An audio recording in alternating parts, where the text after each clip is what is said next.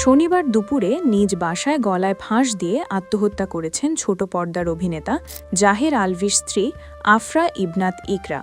পরিবারের সদস্যরা কুর্মিটোলা জেনারেল হাসপাতালে নেওয়ার পর ডাক্তাররা তাকে মৃত ঘোষণা করেন। মৃত্যুর মাত্র 5 ঘন্টা আগেও সামাজিক যোগাযোগ মাধ্যমে সক্রিয় ছিলেন ইকরা।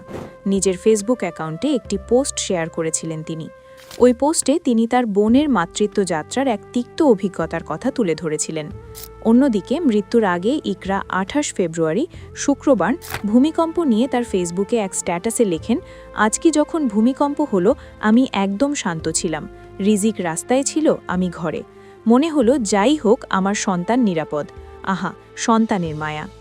এছাড়া তার স্বামীর এক পোস্টে মন্তব্য করেছিলেন, অভিনন্দন, ভুল করলে মাফ মেলে না, মুক্তিও মেলে না। ভুল স্বীকার করতে পারলা? আমিন। আমার আমিকে মুক্তি করে দিলাম, আবার কাটছ কেন? 2010 সালের 9 নভেম্বর ভালোবেসে স্ত্রী ইকরাকে বিয়ে করেন আলভি।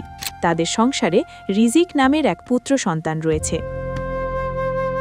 বিনোদন ডেস্ক, চিফ টিভি।